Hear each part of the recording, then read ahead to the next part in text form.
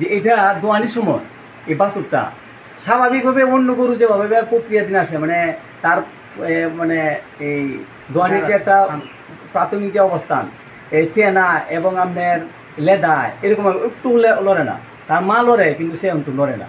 জি, আমি তো এই এলাকার মধ্যে ব্যবসা করি। শুনলাম মানুষের কাছে যে এই এলাকার মধ্যে বাছুরটা দুধ দেয়, এটা কিন্তু আশ্চর্য বিষয়। এই তো 17-18 দিন আগে এটা ডেলিভারি হয়েছে স্বাভাবিকভাবে। এরপরে দেখলাম আমার যে সহকর্মী যারা আছে আমার সাথে এই ডেলিভারির সময় ওরা বলতেছে যে এটার বললাম এত বড় করে। তখন আমি বললাম যে এটা তো পিজিয়ান গরু এবং আমি বীজও দিচ্ছি পিজিয়ান এডিএল কোম্পানি, তো স্বাভাবিক এটা হইতেই পারে। পরের দিন দেখলাম যে এটা শুয়ে রয়েছে, আমি দিয়েছে আপনার দুধ, টাটকা দুধ।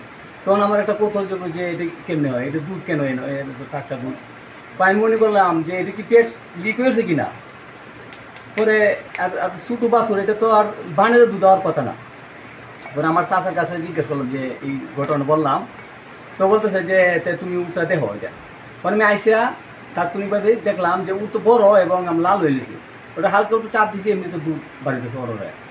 পরে আমি এই কর্মী জাহাঙ্গীর ভাইয়ের কাছে কল দিলাম যে ভাই এই ঘটনা। পরে কথা ঠিক আছে, তে আমি বড় স্যারের কাছে একটু পরামর্শ করে আমি জানাইতেছি। পরে বড় স্যারের কাছে কল দিলে ওনারা বলছে যে তুমি যাও গিয়ে এটা দৃশ্যটা দেখে আসো।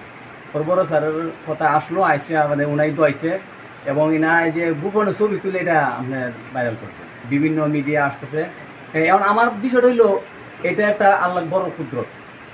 এটা মানে আমাকে তো মানে ইয়া করছে, মানে আকর্ষণ করেছে যে এটা দোয়ানির সময় এই বাছুরটা স্বাভাবিকভাবে অন্য গরু যেভাবে প্রক্রিয়াধীন আসে মানে তার মানে এই দোয়ানির যে একটা প্রাথমিক যে অবস্থান এই সেনা এবং আপনার লেদা এরকম একটু লড়ে না, তার মা লড়ে কিন্তু সে অন্ত লড়ে না।